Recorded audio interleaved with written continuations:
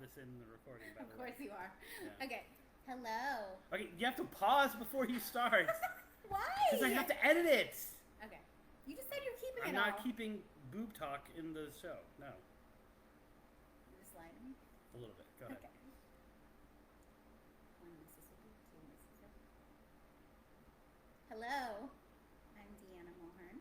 And I'm Christopher Balzano. And this is Tripping on Legends. Your campfire on the crossroads. Why are you looking at me like that? So we made up. I forgot the new thing. Right, we made up this new thing. It's only had happened like three times. And every single episode. Well, there've been episodes you haven't been on, and halfway through the show, I forget to say the campfire on the crossroads, which I wanted to kind of become a tagline thing. You should have reminded me. No, it's perfectly. No, I was waiting. It was not that. It was your reaction to it of like, I've never heard that before. No, I've heard it. I couldn't remember the new. And every single time I try to fit in like your campfire on the crossroads, like somewhere else in the episode, because I'm like, oh shoot, I forgot to say it at the beginning of the episode. But we are tripping on legends. This is episode 116. This land is cursed and blessed. So that's kind of like prepping up for what this episode is going to be about. It's not actually, I would probably say, your typical Tripping on Legends episode. Why? Because, well, why? How is it not, or why is it not? So what happened was, I was doing research for whistling past the cemetery, which is really, I mean, the Sumner County book is there and it's great, and I'm working through it, and that's really focused on how I'm writing it. And it's almost as if the Whistling Past the Cemetery is the fun project, because I'm really getting into all these different cemetery legends and what's going on with it, and all these different connections. And I'm usually trying to, what I've been trying to do is I've been trying to take one of those stories and use that as the catalyst to talk about a Florida haunting and a Florida urban legend. So I know you listened to last week's episode live, and so you heard that, you know, like I did the same kind of thing where I was like, I talked about one story, so that I can then talk about this Florida one and get into some bigger issues as well. Mm-hmm. I received this story from I don't think it was even a follower of mine. It was a follower from a group out of Oklahoma. And he continued to post about this story. And I was like, all right, this is a cool story. So I started to, a few weeks ago, go through some of the details of it. Because all he told me was, read this article about how science has proven that this area is blessed. And I was like, oh shit, how did that, what? Can you say it? To who? I think I can get a few of them in there over the course of if I spread them out. You know? Well, FX can do it. One. I think I saw it on CBS. It's not like back in the day when, someone used to say the F word every once in a while. And so I started looking into this more, and I was like, oh, wow, there were so many, it's in Ireland. There were so many different things attached to this one piece of land. I realized it might be a really cool episode for us to say, all right, let's pretend as if we had, if I had $1 million, if I had $1 million, I'd legend trip in Ireland. Do you remember when we did the thing and they banned us? Oh yeah, because we were playing Haunted Road. Yes. Should I put that song on? No, don't. They're gonna cut us we'll off just again. Sing it. But I was like, imagine if we could do this legend trip. This would be. I think we both feel the same way. Are you and maybe Irish? No, not at all. I am. You're not Irish. You're Italian. I am. What percentage of Irish are you? I'm more Irish than Italian. Are you really? Yeah. I did not know. Well, yeah, I guess Mulhern's your married name, but I am more Irish than Italian. I think we both have a draw to Ireland because you've said other things about it fairies. before, and we both have been obsessed with fairies. Over almost 2 years ago, we did our fairy episode about Casadega. And I don't think that I've ever seen, and you didn't go with us on the actual legend trip, but you were like a light with it. And then you borrowed all of my fairy books. right? And I didn't get them back till tonight. And so I knew that there was, and then especially as I was doing research, these certain buzzwords came up. Well, you were talking about changelings, and I knew about it, and you were like, "Did you research?" I'm like, "No, No, who doesn't know what a changeling is." Well, and we'll get to apparently not everyone. We'll get to the changeling part of the episode, but it's like, I know what that is. It's the changelings for me. I would say you probably knew because I'm smarter than you now.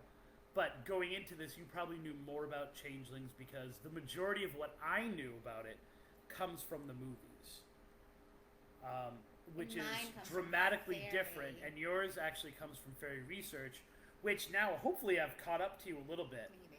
So when you Google it, changelings, all of like movie stuff comes up, and I'm like, what is this crap? Yeah. We'll get to. We don't want to put the cat before the horse here.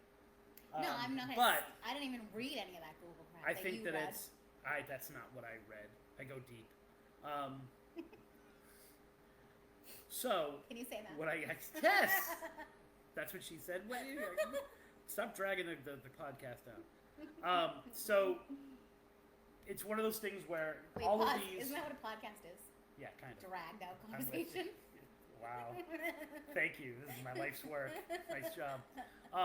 There were so many different buzzwords that we're hitting upon as I was doing this research that I was like, I really feel like this could be its own episode. And the intent was originally, because of your love of fairies, I was going to do it myself because it wasn't one where we were talking about someplace we were going to go. Right. And I was going to dedicate it to you because you were going through some really tough times. But it begged you to work for me. And you commented on my social media, which you never do. And I was like, if she went out of her way to comment on the social media, she wants to do this episode. And so I held off. I did a little more research on it. I was able to get into some other aspects of it. And, one of the key things that I've been saying, especially over the last couple months, is really stressing the point that this entire show is unscripted. And so we often go on the tangent. Really? And I think the beauty is in the tangent, right? Because you bring up things that I might not have thought of, but then also, oftentimes I'm using this as a way to work through the story. Hence the tripping on legends part, like working through the story. And so I'm not really sure the best way to tell this story. So I'm using this as a platform for that. So I would love to hear, especially once we start getting into some of the aspects of this, I would love to hear feedback from our IGTV, which is at Spooky Balzano, to hear it from our chat room, which is already very active tonight, on our Facebook Live at facebook.com/trippingonlegends. I would love to hear your thoughts and ideas on this as we go, because I think... Well, all the different cultures and ages, like everyone has a different perspective. Exactly. And they're coming from it. But the weird thing is, the more you do this kind of research, and you get outside of, or you get the perspective of a European story. Mm-hmm. You start to see and you start to research parts of it, not just tell this story. You start to see how much America and American folklore and American haunted folklore is a hodgepodge of all of these different cultures. Mm-hmm. Like, you could really take the majority of what we're going to talk about tonight and cut and paste it in different parts of the country. Right. So people that are Irish might have a different story. Or where are the Iceland? Anyone from Iceland? Right, like Icelandic, Ireland, Germany. These places that are found Iceland, that are the fairies are real over there. Exactly. And so when we encounter these, what we're really getting is an interpretation of an American experience, but through the prism of all of that folklore that's come from those countries. Right, little pieces. Right? So, for example, when we talked to the guy at Lillian Place, and he so casually mentioned fairies, and saying like, oh yeah, with the little people all around the water, and we were like, how did this guy just do that? Right. He was interpreting some kind of paranormal activity that was going on there, some unexplained so thing, to him. As a fairy, and maybe well, because and being a house, to us, I would say, but maybe not to everyone. It's funny because I can say ghosts, and I know a certain group of people will like perk up their ears, and most people who perk up their ears are believers in ghosts. However, But not in everything. Why do they have that conference with Bigfoot, UFOs, and ghosts? we're not getting into that tonight. However, if you mention fairies, It's a different genre. a lot more people perk up their ears because even if they don't believe in fairies, somehow they embrace fairy lore, right? Because we're brought up with it. We're brought up with this idea It's more of nostalgic. right. I Connects mean, to your childhood. the tooth fairy, Yeah. right? We're introduced to The that, elves. and then we've got the elves and like the Keebler elves, right? They're part of pop culture. Yes. There's nothing better, and I'm not saying this to try to get the word into the podcast. E.L. Fudges are like my favorite cookie of all time. Do you remember E.L. Fudges? They don't have them anymore. I don't think that they do. But like I used to go like, I am gonna kill you now, or I used to torture the elves by dunking them in the milk and stuff like that. When I was 23. And I was like cradling them like this, like, Right. "Oh, little baby elf." But and then you have Tinkerbell. You have and these stories. I remember in a Girl Scout book, right? Or not even Girl Scout book. It was a brownie book. Reading several different stories on the elves and them helping out shopkeepers because and leaving the shoes Gardening and everything like that. gardening And then even if you talk about Rumpelstiltskin, as a possible thing of that, and then now you start talking about those ugly fairies, right? Because we've got the beautiful fairies, and we've got the ugly fairies. And like you were reading right before we got in here, there are almost these two different classes of them. One of which is angelic, and the other of which light and dark, and the other of which is evil. The good witch and the bad witch. The good witch and the bad. And so we're the angel and the devil. if we start talking about those bad fairies, I was in an interview last night, and they were talking about I was talking about a unified theory of the paranormal, like what's something that ties all this stuff together. Now I'm a Pukwudgie guy. How is the Pukwudgie not a fairy? Right? Like if you really look at a lot of the aspects of a Pukwudgie, it's a ability to appear and disappear. It's love of the woods. It's love of the. Pukwudgie in here? I don't think. Well, you look it up while I'm talking. That'll also help you not interrupt. I know. And so PQ. we can really look at that kind of those elemental things, which we can't define, but we feel comfortable calling them fairies, as that light and dark. Those good fairies, those helpful fairies, things like that on one side, and those monsters. And those things that creep us out and freak us out and fill our nightmares, especially culture's little creepy things. Things like Pukwudgies, gremlins, leprechauns. We talked in depth in that episode about how leprechauns are a type of fairy. It only makes sense then that like they have a place in the paranormal, and they might be the fairy realm. Might be that unified theory. All of these places, the Bridgewater Triangle, the Ocala National Forest, the Bennington Triangle, they're all places where potentially there could be fairy rings. And once after the trip to Indiana especially, we started noticing fairy rings and fairy trees in all of these different outside haunted areas.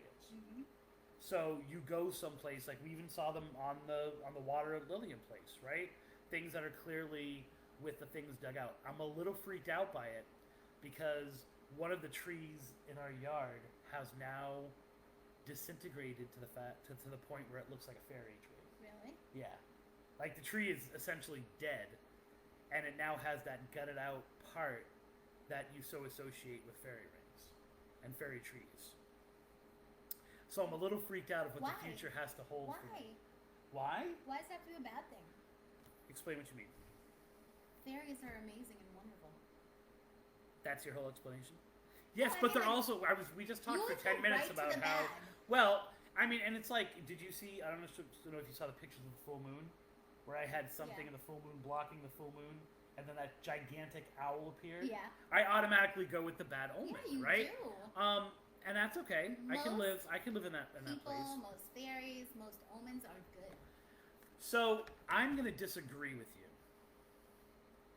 and I'm going to disagree with you based on this. Fairies, interacting with fairies, it's always a dance. It's always a lightly stepping, not doing the wrong thing, not pissing them off, appeasing them the right way, and hoping that you can kind of get to the end of your interaction with them without messing up, regardless of how good they might be to you while you're doing what you're supposed to be doing. Okay. You know? We even talked about this in depth in our Christmas episode where we talked about the different people that come for Christmas and how it's like in a fairy or with a fairy, you have to step lightly. You have to do the right things. And you have to know the code of that specific fairy to get what you want out of it, or to just survive. So, What's wrong with stepping I can't tell lightly? whether you've zoned out or you're weird. What do you mean? What's wrong with that's like I don't being? see anything wrong with this yet. It's like being in a relationship, and if you make a wrong step, they're gonna break up with you, or it's gonna become horrible. Like you want to be free, you want to be comfortable, you want to be. So you're saying fairies don't let you make mistakes? I think that playing the fairy game is difficult. I think that it's. I think if you have lightly confidence treading. and you believe, you can do it. Says every person who ever was surprised to find themselves in hell. So then, the next part of this is, if you look at Nordic lands, if you look at the fairy lore of Ireland, which is specifically what we're looking at tonight, but I think that extends, I think a lot of English fairy lore is molded by what Irish people and the Irish tradition of that area. It's all German. close to each other. German. Especially German and Irish. And I think we're going to come at the changeling idea very differently tonight. Are these fairies metaphors or teaching lessons, like moments of teachable moments Morals? for Christian ideas, right? So in other words, there's an unexplained thing going on, and old traditions talk about the fairies, and they talk about that's what these beings are. But these areas are now, I mean, obviously the Nordic lands aren't necessarily, but especially Germany and the United Kingdom, Ireland, they're predominantly Christian countries. Do they take those fairies and they're trying to teach them lessons, Christian lessons, by doing with the fairies? In other words, we don't know what fairy beliefs were 2,000 years ago well enough to say, like, fairies were always triggers. You know what I'm saying? Like, you could always piss them off. Because if you look at the same things that piss off a fairy and the same things that piss off God or a Christian God, they're the same thing. No, I would have to.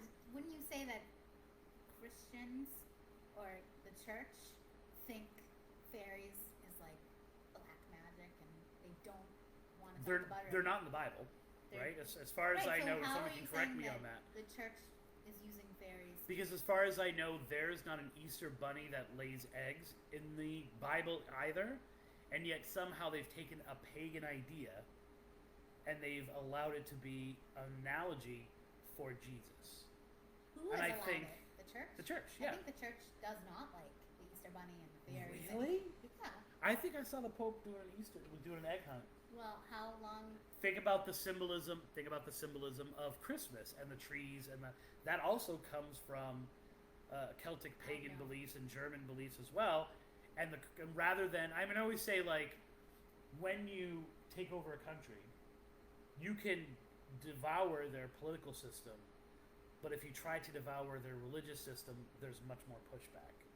And so, so Christianity, the story of Christianity, whether that's Ireland and Germany and the Roman Empire, or whether it's to bring it down to our level, whether it's the Protestants, whether it's Plymouth and Mass Bay Colony talking to the Wampanoags and converting them, it's take their beliefs and say, oh, you know this thing you believe, it's actually this. You can keep your ritual, but now it has to do with Jesus. So now that rabbit that symbolized fertility for the coming spring symbolizes Jesus.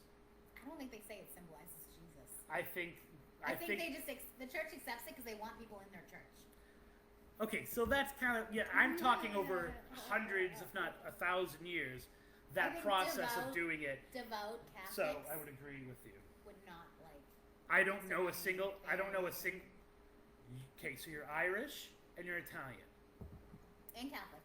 Right. So, would you say that I didn't say I was devout. No. But would you say that growing up, your parents, like, were gung ho about Christmas? Did you Easter egg hunt? Did you look for the Easter bunny? There you go. No, but I don't think the priest was like. Really? The Easter bunny. I think that he embraced it enough to get people into the church. That's what I said. That's exactly what I said. Yeah, and that's what I'm saying. But I'm saying, if we look up the church's view on fairies, they won't have anything to do with it. Right. Okay. Officially, I officially. What about angels? Well, you know what? I hate to say that you're going to be proven wrong, but later I'm going to prove you wrong. You always say. Okay. Where is all of this taking place? So we don't have a GoFundMe. We don't have a Patreon. Yet. Or a tip jar. Yet.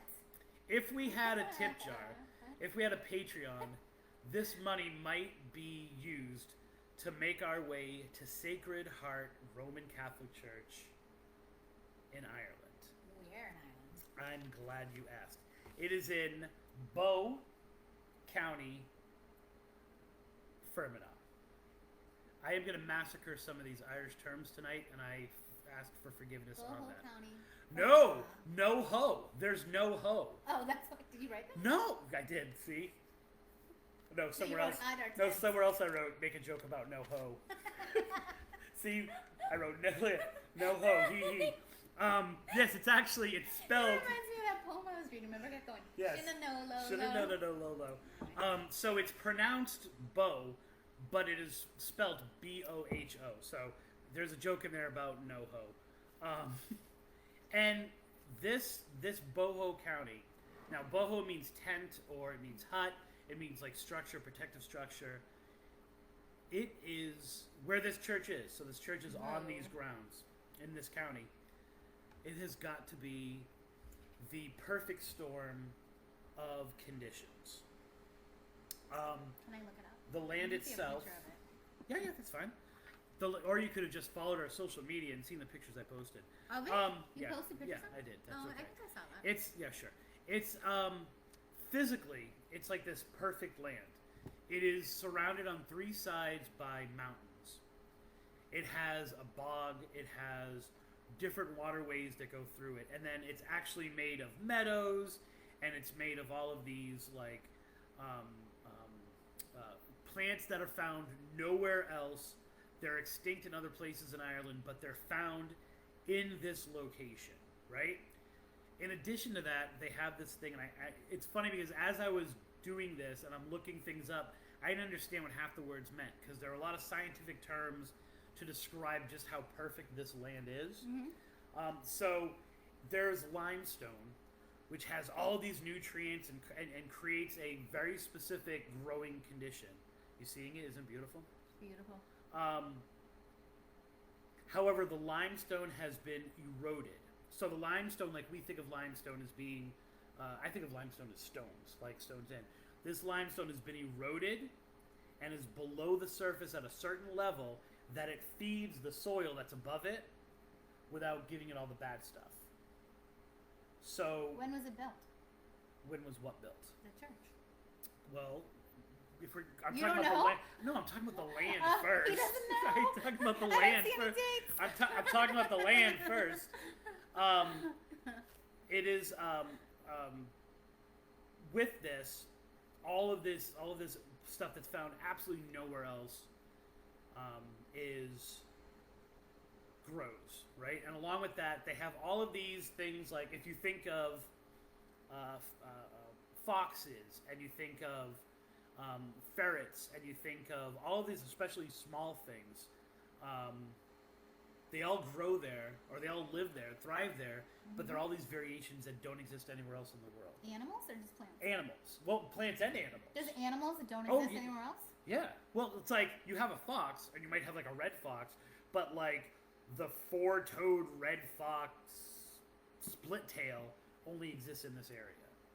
And so a lot of it, it's almost like a nature preserve, but they don't need to do anything active to preserve it because it's so scarcely populated that people don't ruin the land. There's Just this around the natural church. allowance.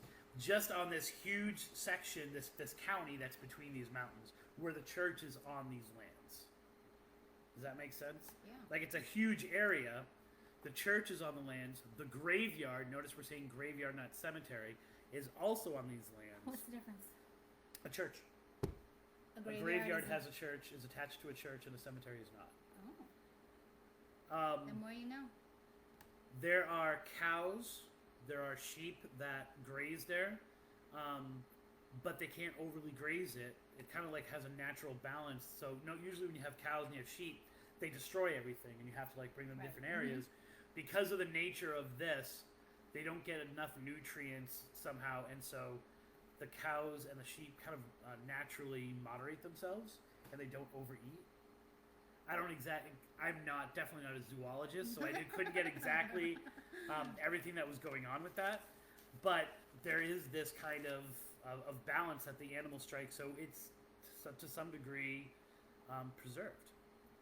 So the question becomes, when or what is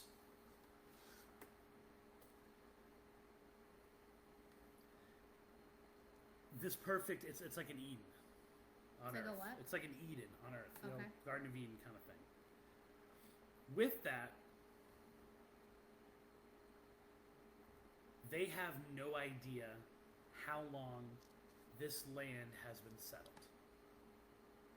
Because there's all this evidence that says that people might have been on this particular patch of land over others for like 5,000 years, right? And a lot of it, a crazy amount of it, is considered mystical. So for example, there are these Rayfad stones that are there. There are 6 stones. They've dated some of the writing back to 5,000 years. But the crazy thing is, the stones have never been translated. They have no idea what these stones say, right? They don't even know But what language it is. they don't even really know what language it is. It looks like it might be an early form of a Celtic language, but the problem is that... And they were preserved because where they are so well? Yeah. Oh. Like, the writing, you can still see the writing on it if you look it up. Like, it's really hard to say what it says because you don't know. But the weird thing is that the stones are not all at the same time. So only some of them, now there's only 6, only some of them date back to the Neolithic age, They right? have the date on them? While no. They have no dates on them. This Well, you before said- recorded time, is someone going to say, they know? like... You just said they're from I different think times. we're living in 2000 BC. You just said they're from different times. The stones themselves, they can tell were pulled up out of the ground or harvested or date back to different times. If I take a rock out of the ground, I can tell how old that rock is. No, you can't. I can't. I can't. I can't even tell you how old my students are. I can't even tell you how old I am sometimes. But they're able to break down the writing and almost see that there's a progression of the language. Okay. And that over thousands of years, and that the stones respond to each other, almost like Can they guess what year it was, though? what the dates that I kept getting were between 5,000 and 1,000 years old. That this writing But there was comes from. progression. But they see that's almost like, if you're a linguist, right, or you're someone who studies language, you can look at something and you can say, I know this is Old English. Yeah. Well, it's like comparing As opposed to kindergarten English, writing or to a the- junior high writer. Well, I think you just insulted every No, think about the first people that ever wrote. They drew things. No, I'm with you, but I understand. I advanced think it's more advanced than that, but I think you're on the right track of like I can as simplify language it evolved. to make it. Understandable. you just call an entire civilization kindergartners Yeah, caveman. because we don't understand it doesn't mean Caveman. because it's behind the church, and many people feel this is where things start to come in. Many people feel that it is a portal, that they've tracked the disappearance of farm animals, they've tracked the disappearance of people from the county, they've tracked weird experiences to certain times of year, and people being near these stones. So they feel like somehow these 6 stones, which are all behind the church, so it's not like they cover the entire land like they're in one section, that area itself is almost like a Stonehenge. Like there's some kind of energy coming from it. And through all of this, what I want to stress is this seems to be pulsating in supernatural juice. Right? You don't put sacred stones someplace that is not considered sacred.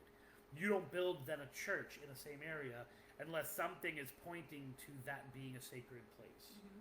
Like there's something about this Boho County that is drawing and has been drawing spiritual energy for millennia. I don't often get to use the word millennia, so that was pretty cool. So they're decorated with writing. It's never been deciphered.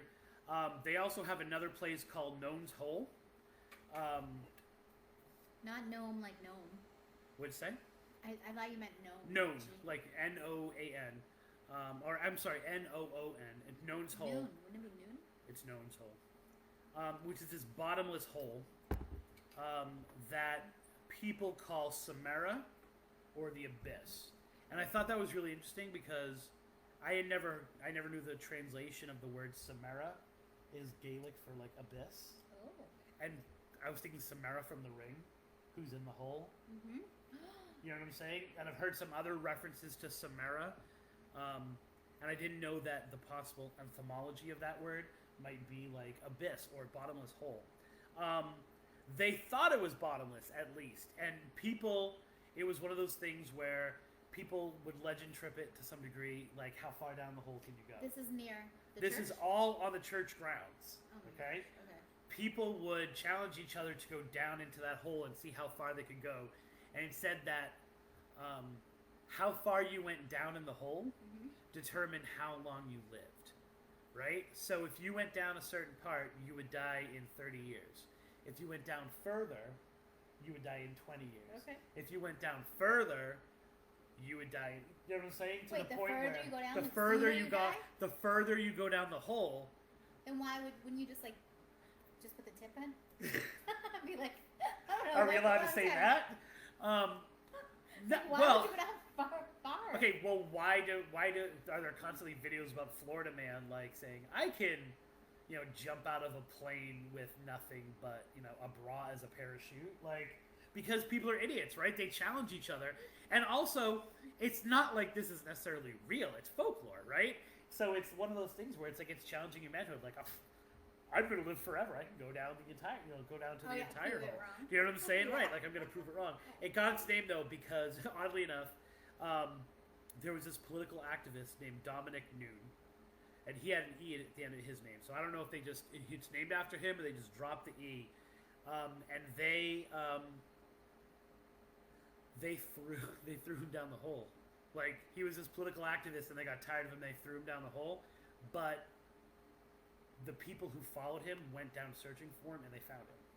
And so they discovered that there might be aspects of this that are bottomless, but there are places where it's not. You know what I'm saying? Like, in other words, there might be an aspect of it that's bottomless, but you can get on the bottom of certain parts of it. Like ledges? Which isn't really. More like ledges. But the ledges are deep enough, are far out enough that they're actually form like what seems like a ground. A sinkhole? With like maybe like, no, it seems like it's just a hole. Like they can't prove that it was a sinkhole. Obviously from Florida we go right to the idea of a sinkhole. Oh, yeah. But possibly because there's also an entire cave system underneath all of the grounds of this. Over the years, like time and time again, I have an entire list of like sacred things that have been on this land. right? One thing, then another thing, and then another thing. And so there's obviously some kind of weirdness that's going on. What might be the weirdest of it is Sacred Heart Church, right? So there have been at least 3 other churches that were also on this site that there's no record, or the records are scarce or unclear about when these churches were built and then when they went away. Okay. There's an entire cemetery on these grounds, or graveyard on these grounds, where there's no record of any of these bodies, and there's nothing left for them to mark when these people died. They just assume that it used to be a graveyard. Are there headstones? Yes. And they don't have names on them or anything? They're made of limestone. There's no names on them. From what I understand, now this could be wrong, because I got this from a folklore site, was the fact that it's 100% like smooth limestone. And so they're more markers of the dead rather than like what we would think of as headstones. But the idea is that like people were burying people here. So once again, it was considered some kind of sacred land. No, I was not able to get when this church was built. Like I looked at a few different sources. Even the newest, the Sacred Heart? Newest one is at least 300 years old. Wow. Because by the time a priest named James McGurr started to be the priest there in 1815, it was a pretty old, broken down church. So he was born in that area. He was born in Ferdinand in 1745. He was ordained in 1770. He went to some other churches in the area, but eventually he made his way back to this church. He was not necessarily baptized in this church. Like I wasn't able to find that he was baptized, but he seemed drawn back to the county that he grew up in, and he was almost like a natural successor to go to the Sacred Heart Church in Bow. He took it over, and the odd thing is, although not odd, we're talking about 1815, which isn't actually that long ago. It's only 200 years. Yeah, why'd you say 300? Well, because the church is older than that, because it was 100 years old at least by the time he got there. Okay. He was a faith healer. Now, I don't know about you. I don't associate Catholic Church No. with faith healer. Do you want to elaborate on that? Like, when you hear faith healer, even if it's Christian, where does your mind go? To the churches that the people are blind or Well, people can't walk. can be blind in any church. and they line up. Yeah, right? Like revival tent kind of stuff, and they right? lay there and they yell mercy and stuff like that, like stuff that everyone's yelling. Stuff and that crying, a stuff Catholic, that Catholic people don't would flip out about. Right. Would be like, that's so bombastic. Hush. You're supposed to rise and kneel and rise and kneel Be and stand quiet. and sit and be quiet and do what you're supposed to do. The And opposite. talk when you're supposed to talk, as opposed to these but he was a faith healer. Now, I was not able to find any specifics as to what he used to heal people, which is really important. Whether he just did it through the power of Jesus in his hands, whether he did what we're going to talk about in a moment. All it says he's a faith healer. It doesn't say anything about how he healed them. There's no books or magazines or research. Trust me. Sounds amazing. I dug deep into this guy as much as I could find about this guy. Doing? And what I found about this guy is there legend tripping in Ireland? If we go, there's legend tripping I know, in but Ireland. Are they interested in stuff? Yeah, I mean, I would say, we're talking about Ireland. They have a deep tradition of folklore, of storytelling, and stuff like that. Why isn't there books and stories and so research? If you're asking my personal opinion, yeah, I would probably say some kind of religious suppression. I think to some degree, based on the nature of faith healing, right? Fairy and church. Separation of fairy and church, but also, I think that they don't want people Touristing? Yeah, I don't think they Well, want that's what I people keep coming thinking. to the Are land people because you were saying that coming? earlier. Are they lining up? Are Right. they people They don't know. grabbing They don't know stuff? what you're or- talking about yet. Yes, and as Molly said, No, probably has I'm a lot saying to do with the because snakes. you talked about how amazing the land is. Right. And the hole and the stones. Right, like it definitely seems like New Age people would be Yeah. there, being like, Or "I want to people cover that wanna myself in research stuff. in a not sexy way. I want to cover myself in heather, and that's an Irish plant, heather. Yes. Yeah, okay. He dies. He dies at the age of 70. So I'm sorry. He died in 1815. He was born in 1745. Oh, okay. So he died. So the church was at least 400 years old. As he was dying, as he was sick and he was dying, he said, "After I die, the clay that covers me will cure anything that I was able to when I was alive." That's the quote that keeps being repeated about this guy. After I die, the clay that covers me will cure anything that I was able to when I was alive. So it doesn't say he used this clay to heal while he was alive. So does his headstone have his name? It does. It does, and I believe it has that quote on it. Mm-hmm. So, for the last 200 years, People have lined up, grabbed his dirt. people have lined up on his grave, so what you do is you take a little bit, they said a thumbnail, right? Mm-hmm. You take a thumbnail of the dirt from this dude's grave. If you go there, his grave is covered in spoons, so that people don't take too much, so they know what to take. Just take a spoon. A spoonful of sugar makes the... Nuts and go down. Right? So, now we're going to get nailed for that copyright. Should I put it on? No. No! So, you take the spoonful of sugar, you take a spoonful of his death dirt. Do you think they put new Right? soil on there? I'll get to it, right?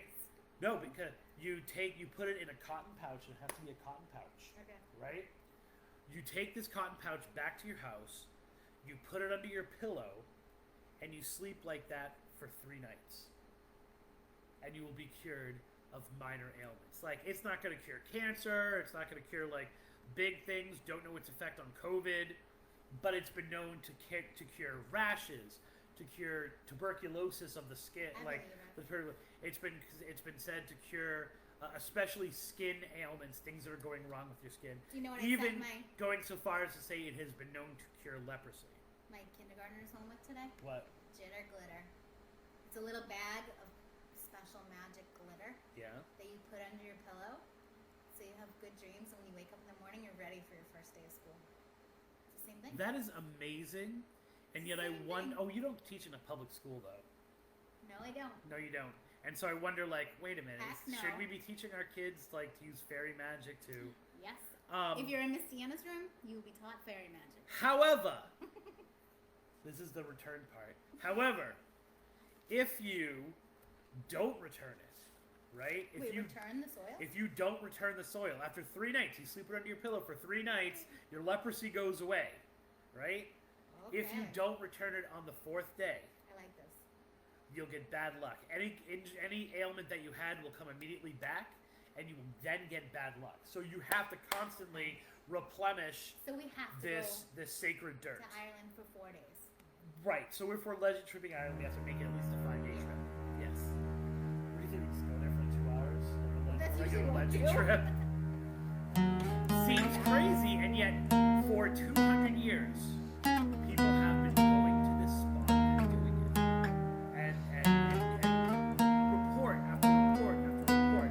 Now we can talk about the placebo effect. We can talk about the same kind of things that faith healers were talking about earlier. Not to diminish anyone's religious ideas, but a lot of that has to do with adrenaline rushing through you, the power of suggestion, and you never see those faith healers what the person looks like a week later. All that stuff is going off. I was just watching the documentary last night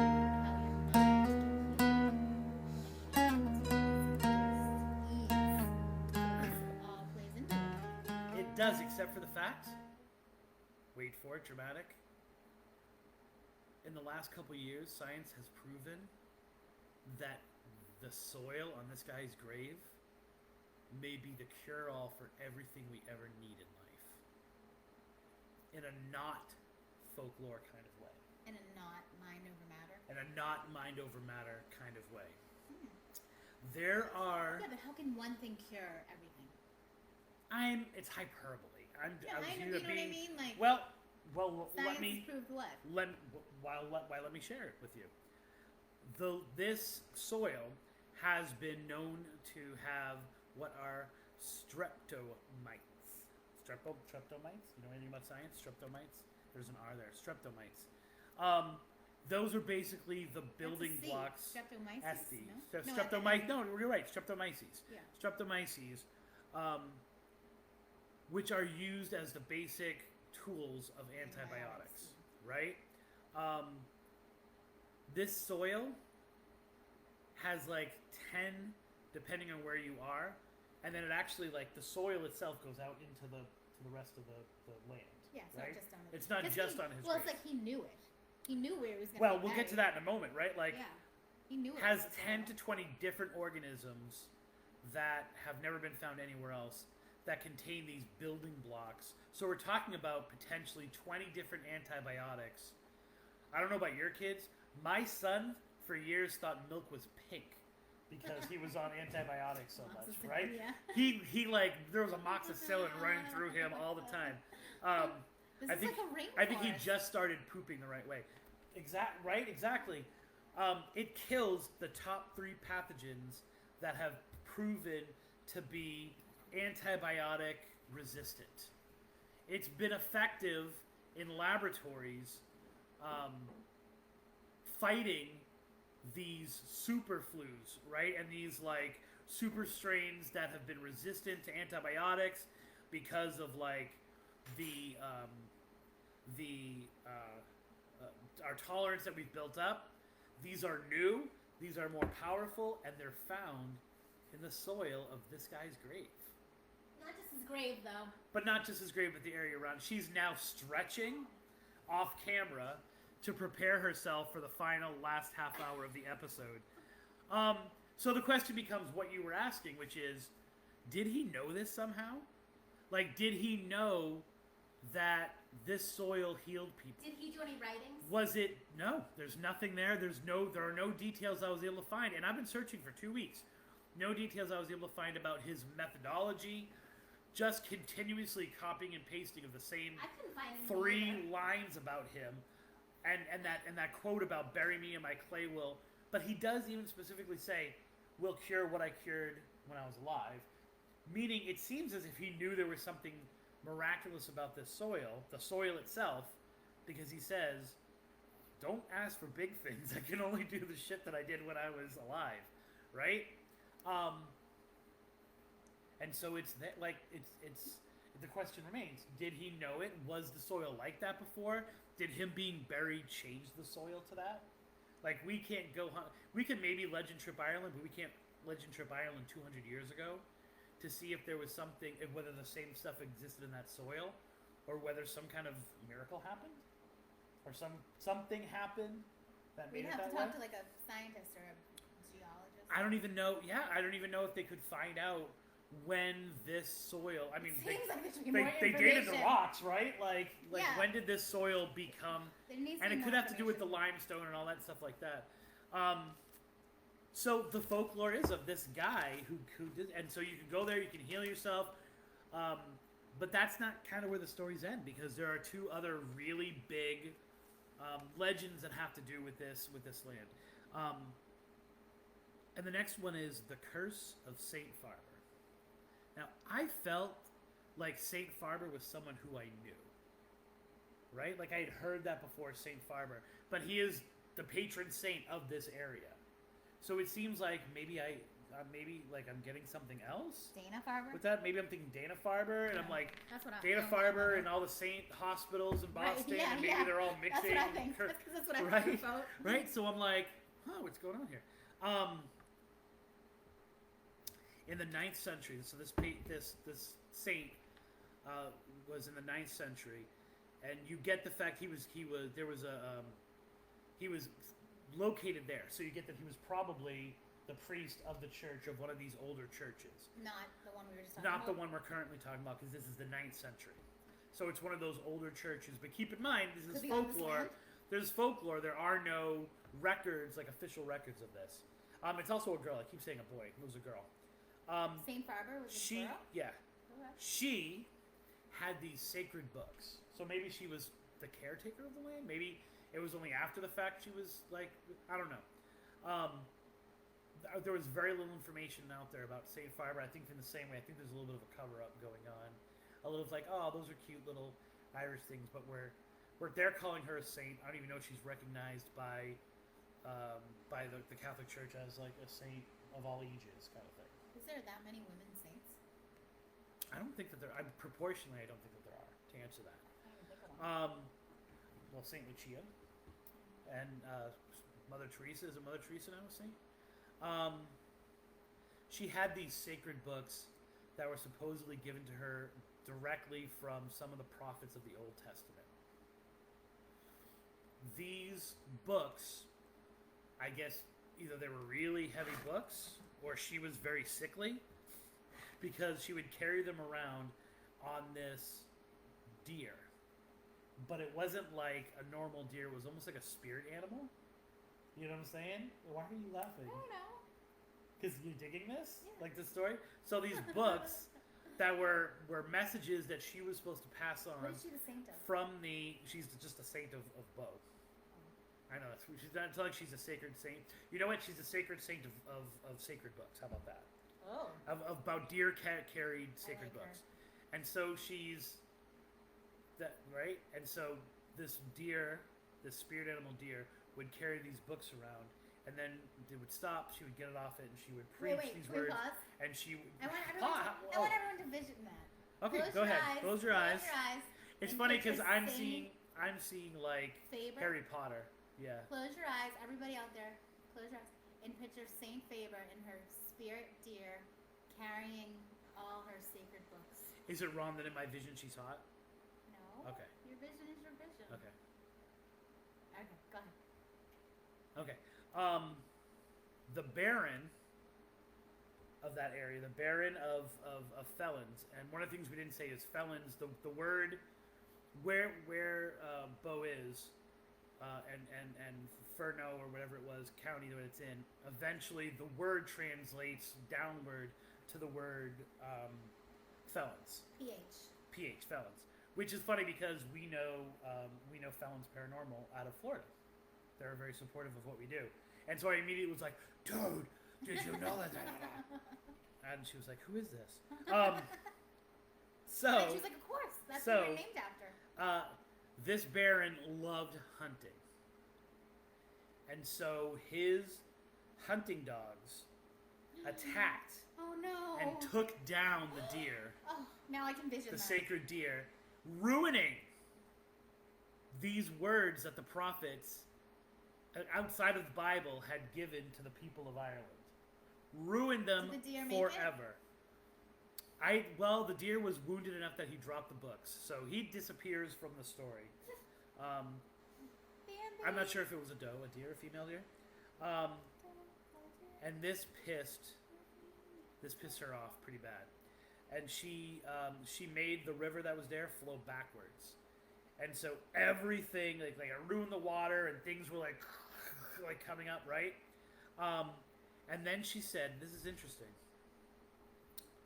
She says, the river will be better for drowning than for fishing.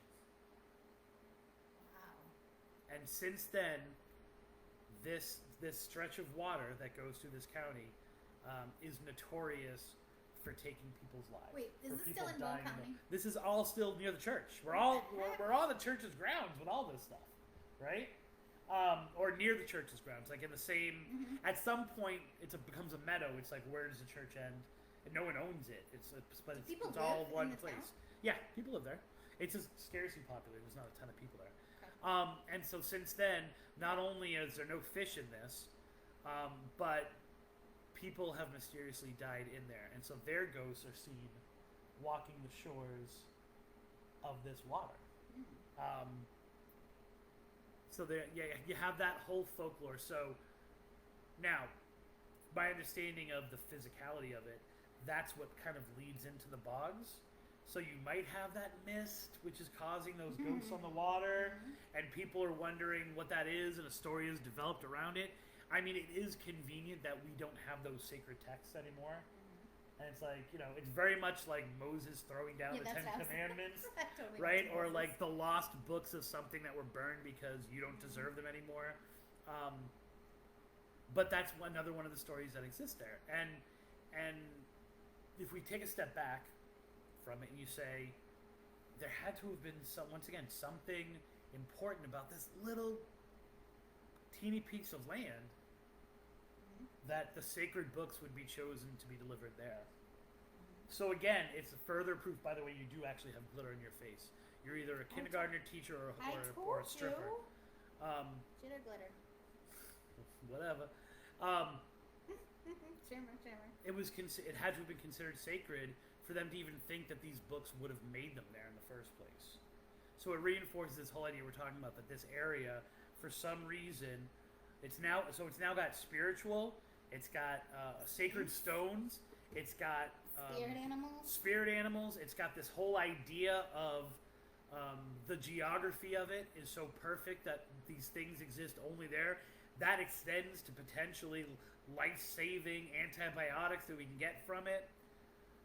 And then we have the changelings.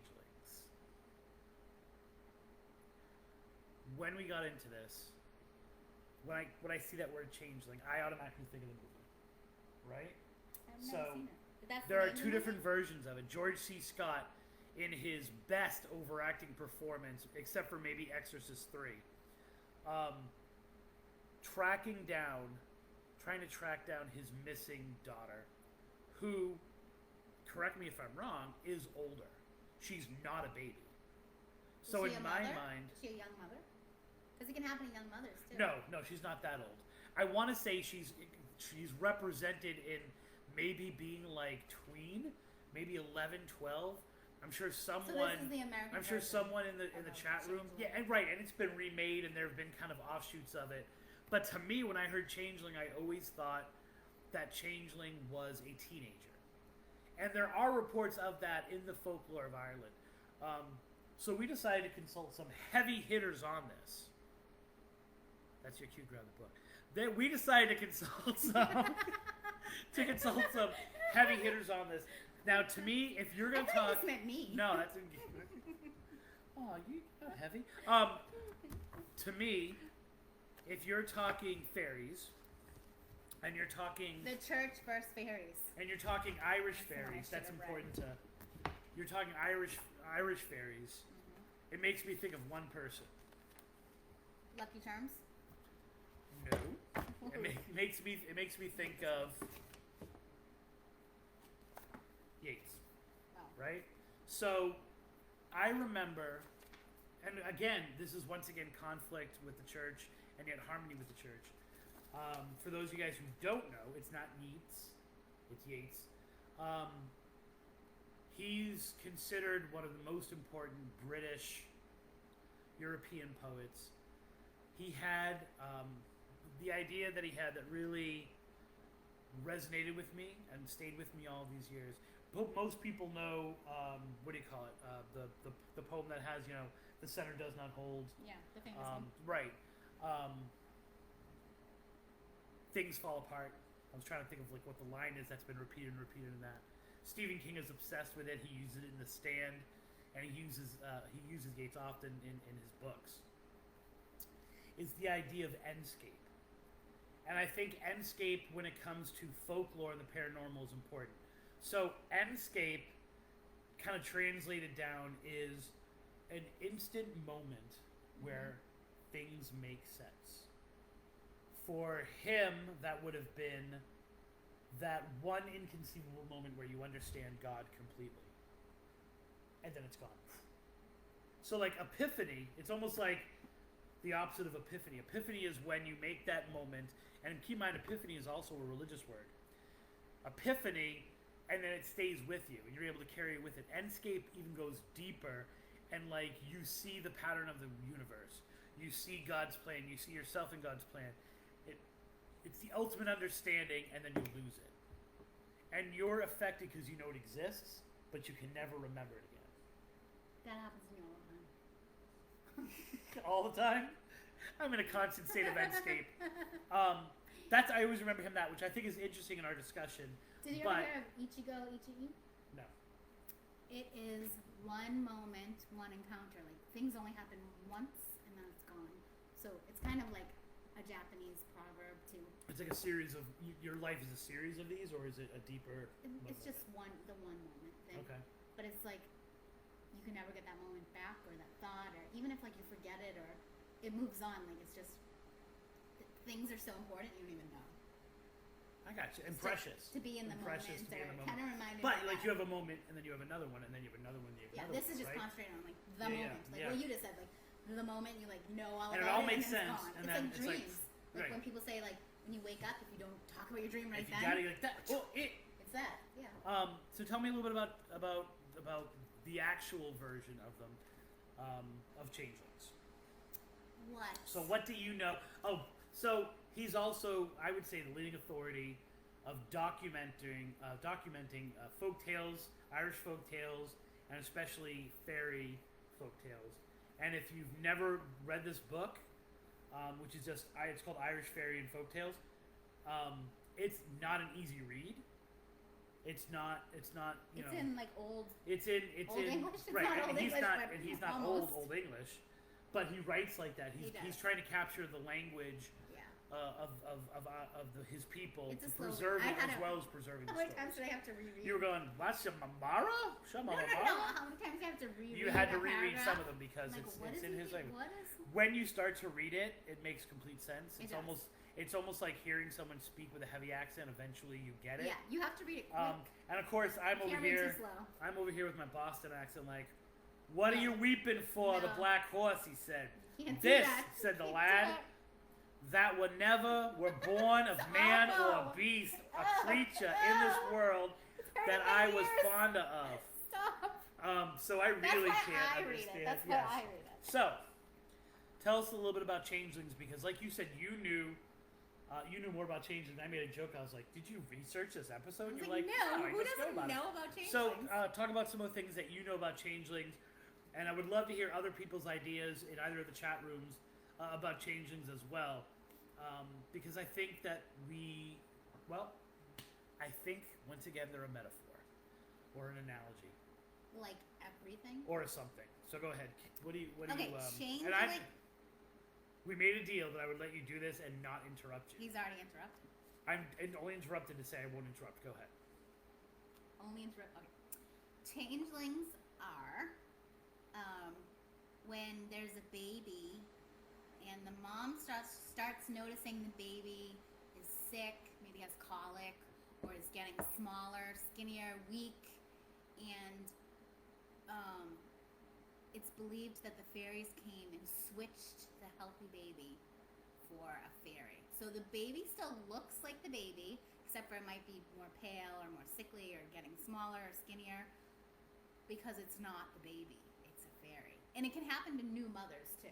What do you mean by new mothers? Like a mom the that has new a mother baby. gets replaced? Yeah, because Too? that doesn't happen as much, but it happens with new mothers because mothers are breastfeeding and the fairies want her to like come and breastfeed them. So fairies. when they do that, they exchange an older fairy Yeah, they usually take like for a a milk fairy woman. that's gonna or the changeling, the baby. They Do they change do it together?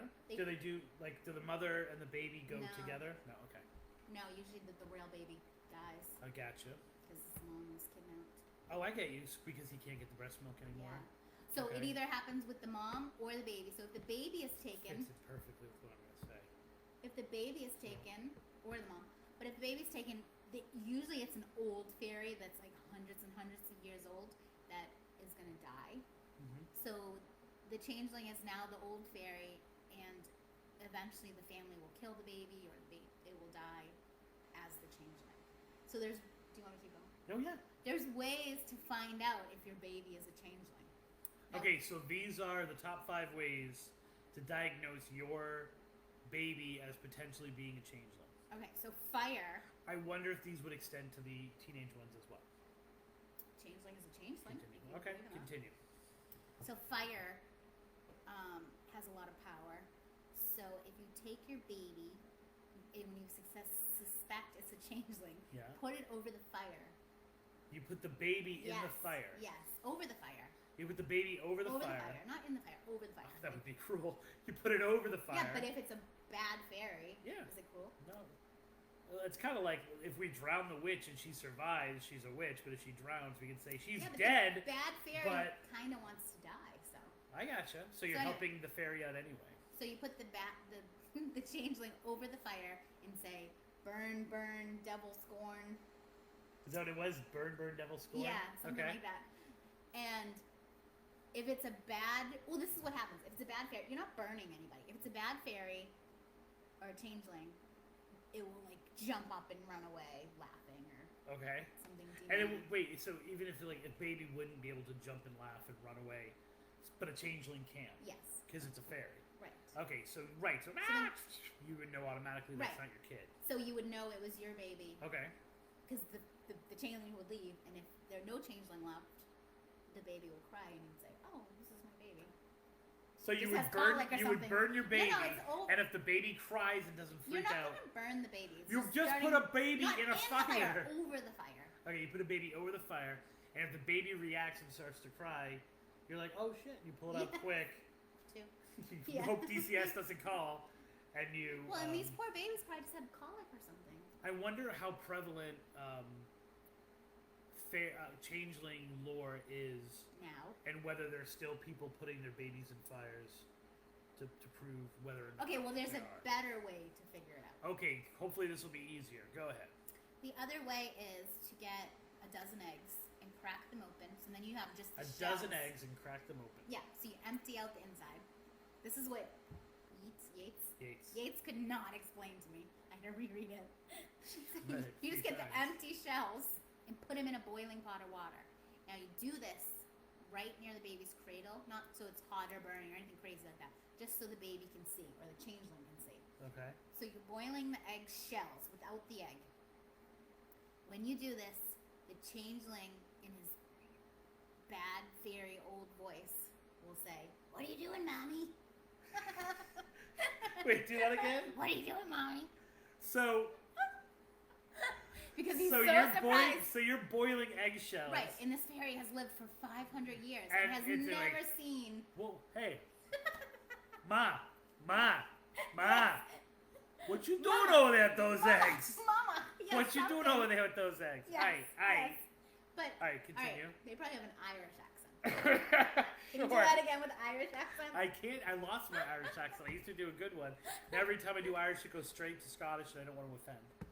Okay, so the not Italian fairy asks his mom what she's doing. Now, you have to be really good and just pretend that this isn't freaking you out. You just talk back to the changeling and say, "Oh, I'm preparing our supper." But the baby, in theory, wouldn't be able to speak if it was a normal baby at the age that it probably is. Yes. Okay. Yeah, the baby cannot speak in full sentences.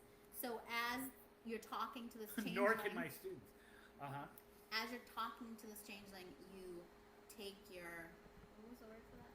The spatula? Fork? No, it's like a fork? It's not a fork. It's a... I forget the word. But you take your fork or poker, something. Oh, the hot poker. Like an iron. Yeah, something like that. An iron that's you take it and you get it really hot. It has to be red hot. So you keep the changeling talking while you get it really red hot. And then you shove it down his throat. You shove it down the changeling's throat. And the bad fairy, the changeling, will come out of your baby and run away, and your baby will be back. Although, what you were saying when she was reading this is, it sounded more like an exorcism. Yeah. Because you're there in the moment, and yet so you could see, so unless it's like the Flash, and it gets changed so quickly you don't see it, or it's there's some kind of dimensional thing going on. Yeah, because I thought it was seems more like you're taking it out. Like the way you were reading it, you were even wondering about, like, well, wait a minute, are they exorcising it? Is it like a demon that they're getting out of the baby as opposed to... To me, it almost seemed like there's different versions of it because the mom in that story kept saying, "No, it looks too much like my baby." Like, she just kept saying, like, and moms know their kids, so she kept saying, like, "It's my baby. There's something wrong, but it's my baby." Yeah, something wrong, but it's my baby. But so the other ones... Right, and one of the one of the differences between what I found and what he's talking about, what you found, and what you believe, is that idea of it's my baby, but there's something wrong, which sounds more like a possession kind of thing, as opposed to Switch. that ain't my kid. Yeah. Continue on before I bring up mine. Is that all you have? Yeah, I only had 2. Oh, okay. You had this marked off too, so I was wondering. No, because this is I was wondering whether church, you were gonna. the church versus fairies. Oh, well, what is it? Oh, the church versus fairies. We might have to do a follow-up episode Yeah. called "Tripping on Pissing Off the Church." So here's what I found, and the more that I read about this, the more that I was like, oh, this so. Wait, can I say one more thing? This other thing talks about how it's like musically, they want musically talented people. That's what this says, and I noticed you had wrote notes about that, or Right. the land or something. Yeah. Oh, totally. Yeah. So That totally changeling has to do with- something to do with, because- I didn't know this part. So, in the research that I was finding, especially That's as what it the mothers pertains to That's when they send them mothers.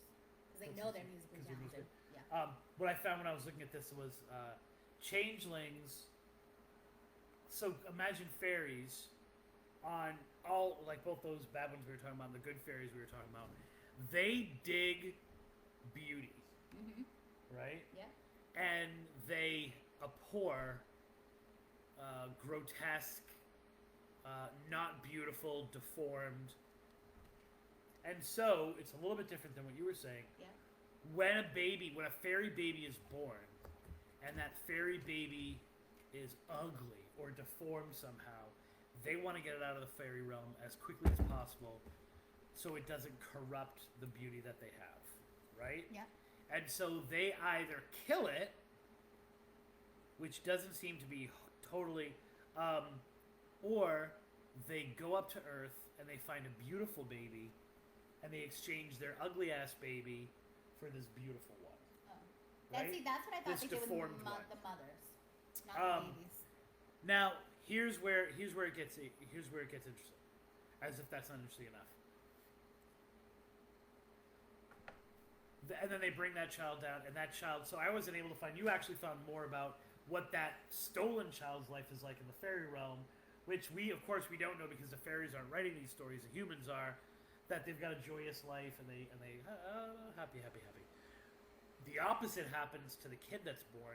They either die, like you said, or they become like the evil people in the town, and they become the people that everyone shun, and they hate them, and they're Different. yeah, they're pushed out of society, except for the fact, and this is another way to tell whether they're changelings, and this is where the story of Sacred Heart Church comes in. They create beautiful music, especially fiddle music, especially flute and pipe type music, and they become renowned for this. And so one of the stories involves this whole idea of there was this famous changeling that was born in the Sacred Heart Church, or born near the Sacred Heart Church on this area near it, and he used to fiddle through the graveyard. And he was so amazing at fiddling through the graveyard that people were coming from all around, and they were watching him fiddle, and then one day he disappeared. Now, the story with the folklore of it is that the fiddling was so good that it actually pleased God.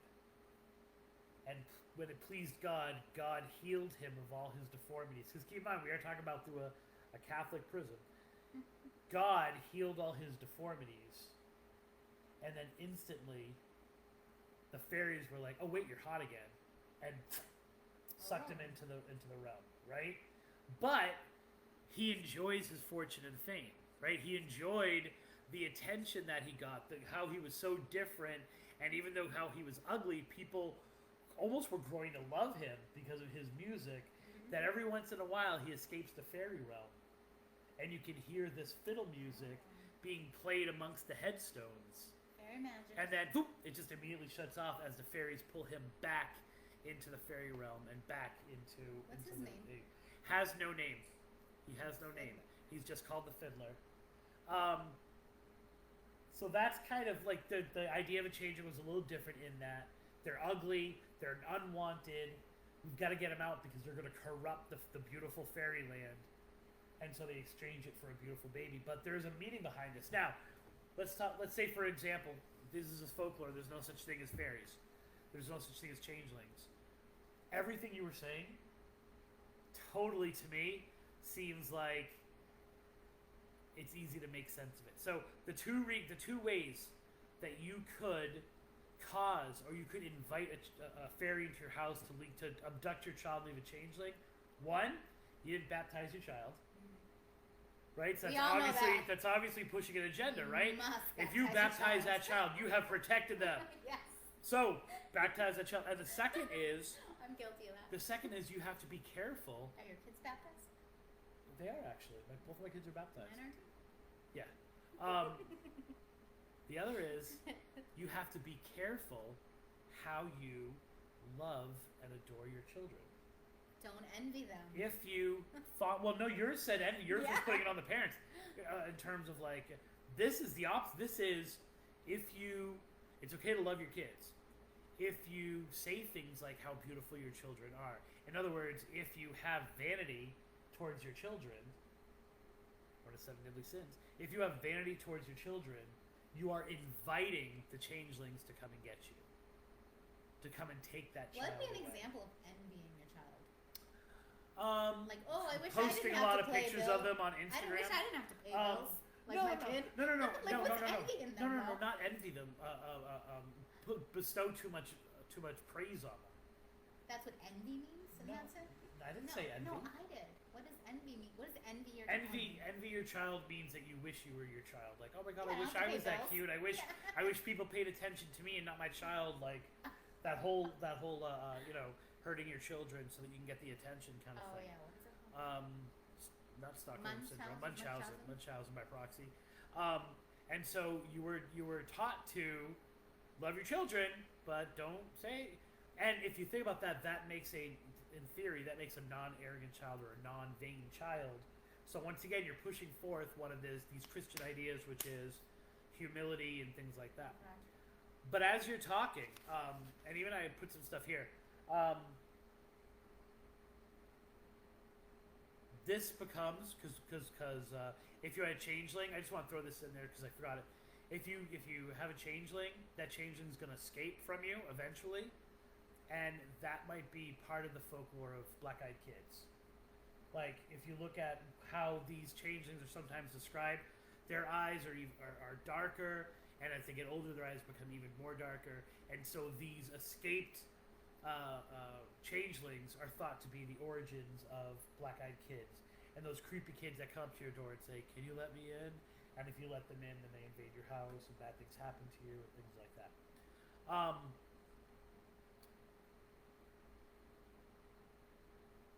If we're looking at what does this folklore mean, right? Like if it's just folklore, like what is it trying to teach us? Like the way we were just saying, to teach them to baptize their kids. Yeah, the changelings. Let's think about it. Like we've got 3 dramatically different and yet the same theme ideas of development. Babies, teens, and early teens, right? And mothers. When are you more looking down? We're both experienced with this. When are you looking more down at your child saying, "Who the hell are you?" Teen, definitely. Than when they're born and you haven't like. Yeah, And it's like, why do you not stop crying? Why do you and like you try everything that is you and you can't get. Or oh my god, I made this. This is like, where did this come from? Like Right, you could fall into either of those traps. Like this is heavenly. This is from someplace else, right?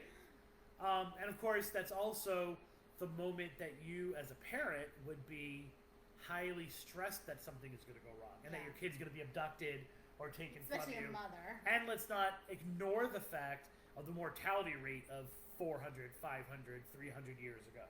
Yeah. To explain why so many of your kids are dying, yeah. it's because they've been exchanged with changelings right. who were brought there only to die. Right. And your real kid is safe somewhere living the fairy right. life and happy. That's kind of comforting, right? Yes. Then the next era where you look at and you're like, who the hell is living in my house? Our teens, right? Yeah. So it makes sense now. Obviously, that's different in older times than it is now. But is it? Still. Like, yeah. it's still the hormone era. Yeah. It's still like this time where they don't even know why they're making the decisions they make most times, and it's like, why? You're like, you're not even my kid anymore. You're not the kid that I love. Like, you're not the person who I knew growing. Right, because they're becoming their own person. They're becoming their own person, right? Yeah. And so, and then as you were talking, so you kind of unlocked like ding, the last click to me. Postpartum depression, Yeah. right? This idea that that would be undiagnosable until recently, right? Mm-hmm. And so a mother, especially a husband, male-driven societies these are, right? Looking at his wife who's going through postpartum depression, but there's no such word as postpartum depression. Right. I understand that's more than one word. Yeah. Look at going like, it's as if she's not even the woman that I married, or like, you know, it's she's not the same person. Like, you know why?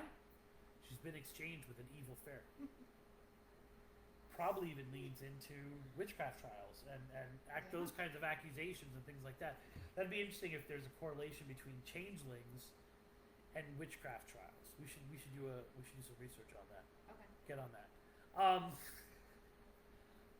But once again, modern things that we're able to kind of see from a distance may be explained away by the supernatural. Right. Or maybe teenagers and women are insane because they're supernatural inherently. I'm only joking about that. It's a little late, so you didn't laugh the way you were supposed to laugh. You more thought I was being serious. But no, but seriously, because I definitely don't want to make fun of postpartum depression. But like, Or teenagers. I want to make fun of teenagers a lot. But I think that, I think that could be, if we're looking at sociologically, if we're looking at psychologically, looking back at that, In the times. a male-driven society being like, why is she not Yeah, the woman she well, was before the baby? Men were never changelinged out. I don't hear, and you know what? I don't think I've heard stories of teenage boys being, Right. right? So, you know, to quote Carrie, you know, first comes the blood, then comes the boys sniffing around like dogs, and then the changelings. That's a reference to Carrie. Okay. You ever seen it? Read it? I just saw it last week on the airplane. Did you see the good version or the new version? There's a new version? There's like 4 different versions. Oh, no. Yeah, The you real saw like version. the old school, Yeah, like De and Palma my 18-year-old niece was watching it with with me. is It not was so good. I is- love movies. is from back not It's so is what's, artistic. why can I not remember her name? The mom, her name in it. The mom? Yeah, the mom from Carrie, because that's the best don't know. character in the whole thing. Piper Laurie. Okay. Piper Laurie, her performance in there. We can talk about Hannibal Lecter. You can talk about Darth Vader. Piper Laurie in Carrie is one of the greatest movie villains of all time. She's played to perfection. She is Movies back then are beyond just, scary. they're like art. It was Brian De Palma. I mean, like De Palma, Yeah, but a lot of he movies from faded that era, away, and so, but it was like he made The Just the Untouchables. videography He made of it. Scarface. just I like mean, the we're talking like scenes and stuff I don't even know how to explain. yeah. Well, unfortunately, this isn't tripping on film class, which we could do if we wanted to. It is tripping on legends, and we're done. We're about done. I like the journey that we went on with this. Like I'm not sure if I could still quite tell the narrative of this church and this priest, but I think it hits a lot on the way that we view these sacred lands and the way that we use them. And I think I feel like I need to do more research I do too. for what will essentially I be think I actually like need to a do little research. chapter of the book. But isn't it one of those rabbit holes that once you start talking about it, you're like, well, wait a minute, what about those More, yeah. stones and things like that? So we might have to do a follow-up episode on this because I think it's also interesting enough I think we need to because it go touches fund me upon all to go these to different. Ireland. So you can join our Patreon, which we will use to get to Ireland. Go to Patreon, and we don't have a Patreon. Yes. However, you Yes. can go to our Instagram page, which is our IG is Spooky Tripping. You can get in contact with us there. You can also get in contact with us via Facebook, and we go live on both of those platforms for the show, and that is at facebook.com/Tripping on Legends, and of course, trippingonlegends.com is our website. please go to wherever you get your podcast. If you enjoyed this episode, if you found this episode by accident, if you were tortured by someone putting it on, go and subscribe. We would love it if you could leave. I don't think we've gotten a review in like 2 years since people made fun of me for saying ant instead of and. I don't think we've got a review since then. Oh wait, you put one in there. You put a fake one in there. That wasn't fake. Oh, that was sweet. I used to be a listener. Oh yeah, that's true. So you can get in contact with us many different ways, and we would love to have you continue on this journey that we're taking through Florida, through plenty of cemeteries across the country, and obviously beyond to other countries, and to different parts of the United States, hopefully coming up, where we can actually leave the confines of the counties that we're living in. I know you're a world traveler, but I have not been able to have the money or the time or the resources to leave this area, except for my continuous journeys to the Ocala, hawking my newest book, which has been out for a few months now, called Haunted Ocala National Forest. So, and you can find this on the website or anywhere you're on Amazon. Deanna hasn't written any books, so she's got nothing to promote in that sense. It's coming. You have at least 5 children's books in me that you've talked about that I feel. I do. They're in my computer somewhere. Until Deanna writes her books, my name is Christopher Balzano. I'm Deanna Mulhern. And here's hoping that all of your trips are legendary. And follow a fairy trail. Would you follow a fairy trail? You have a much more optimistic view on things than I do.